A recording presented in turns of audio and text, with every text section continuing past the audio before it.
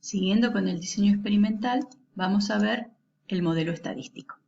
Nosotros partimos de una variable respuesta que tiene distribución normal con medias mu y varianza sigma al cuadrado. Y lo que vamos a tener es un conjunto de tratamientos, 3 o más tratamientos, que pueden producir un cambio en mi variable respuesta.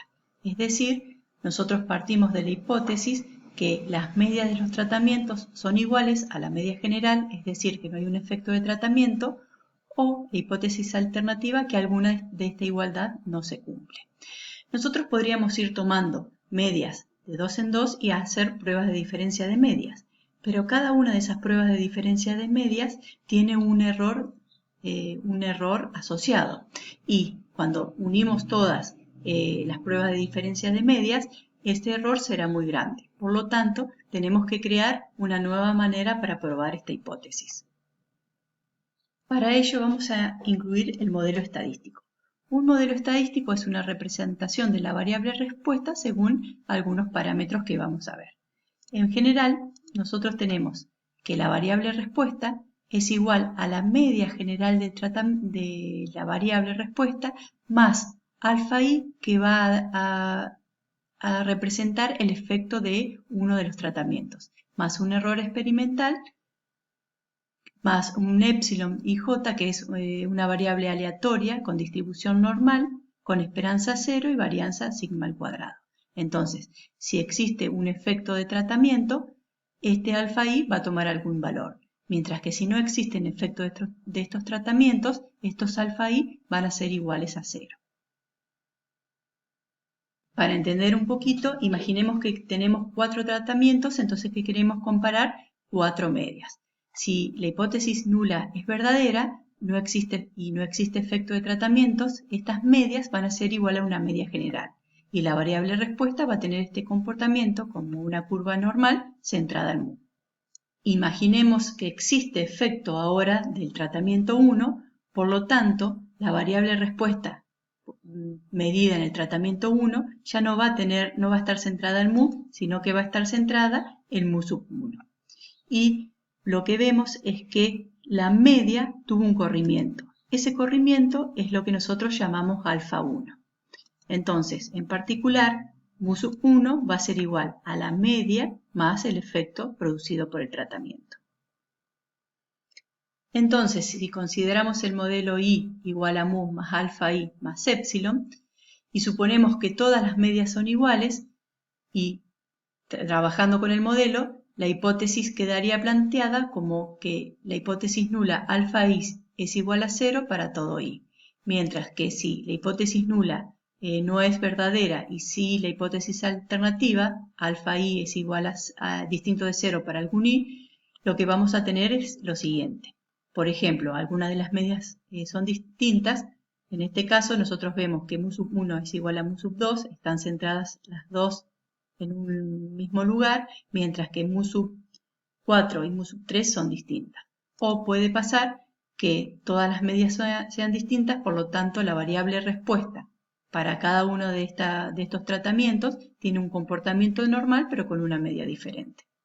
Por lo tanto, si utilizamos el modelo estadístico I igual a mu más alfa I más epsilon, la hipótesis nula de igualdad de varianzas la vamos a sustituir por la hipótesis nula alfa igual a 0 para todo I, que no hay efecto de tratamiento, contra la hipótesis alternativa alfa distinto de I para algún I, que significa que hay efecto de algún tratamiento.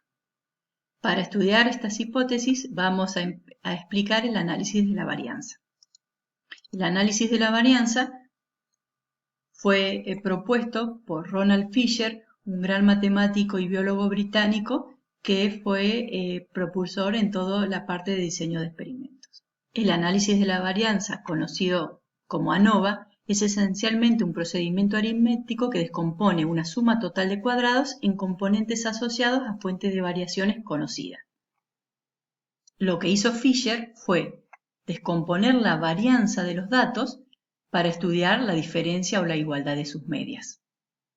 Recordemos que la varianza mide cuánto se aleja cada valor de su media y lo hace de la siguiente manera. Toma el valor hace la diferencia en la media, la eleva al cuadrado, suma esas diferencias al cuadrado y la divide por n-1. Para entender un poquito, veámoslo a través de este bosquejo. Imaginemos que nosotros tenemos a la varianza total, a la variabilidad total de los datos, y lo que vamos a hacer es descomponerla en dos fuentes de variación. La variación debida a los tratamientos y la variación debida al error experimental, o aquella variación que sabemos que se produce pero no la podemos explicar. Como algebraicamente no podemos dividir la varianza total, lo que hizo Fisher fue tomar el numerador de la varianza, que es la suma de cuadrados, y la particionó en dos. Esta partición la hizo a través de procesos aritméticos sumando y restando las medias de los tratamientos. La particionó en la suma de cuadrado total, a la suma de cuadrado total, la particionó en la suma de cuadrados de tratamientos más la suma de cuadrados del error experimental. Luego, a la suma de cuadrado de tratamiento la dividió por la cantidad de tratamientos menos 1, creando el cuadrado medio de los tratamientos, que esto no es otra cosa que la varianza de los tratamientos. De la misma manera, tomó la suma de cuadrados del error experimental y la dividió por n menos t. N la cantidad de repeticiones totales del experimento menos t la cantidad de tratamientos. Y creó el cuadrado medio del error experimental. Y esta es la varianza del error experimental. Para probar la hipótesis nula alfa i igual a 0 para todo i contra la alternativa alfa i distinta de 0 para algún i, creó el estadístico f como cociente del cuadrado medio del tratamiento dividido el cuadrado medio del error experimental. Este estadístico tiene distribución Fisher con t menos 1 grado de libertad en el numerador y n grande menos t grados de libertad en el denominador. Lleva su nombre porque él fue quien estudió el comportamiento de esta distribución.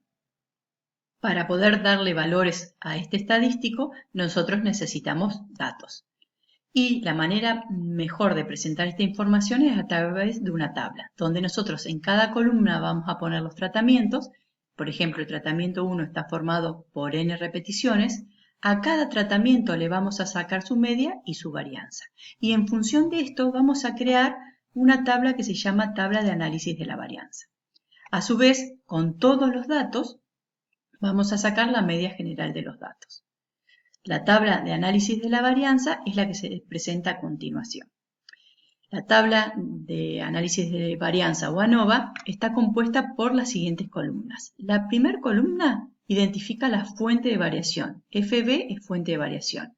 La fuente de variación para este modelo es tratamiento o entre tratamiento, el dentro que es el error experimental y el total.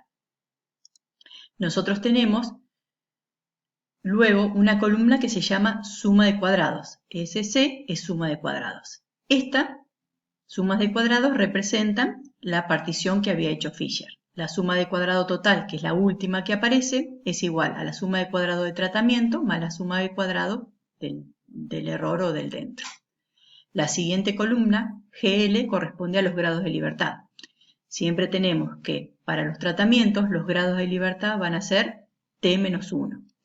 Para el total siempre van a ser n-1 y para el dentro o el error van a ser n-t que se obtienen de la diferencia de n-1 menos t-1. Una vez que tenemos los grados de libertad, procedemos a la suma de cuadrado de tratamiento, dividirlo por sus grados de libertad y obtenemos el cuadrado medio de tratamiento. Lo mismo hacemos para el dentro o el error experimental. Suma de cuadrados del error, dividido sus grados de libertad, me da el cuadrado medio del error experimental. Una vez que tenemos los cuadrados medios, hacemos el cociente entre ellos y obtenemos el f calculado, que es el f que vamos a comparar con la distribución de Fisher. En el video siguiente vamos a ver con un ejemplo cómo llenar esta tabla de análisis de la varianza.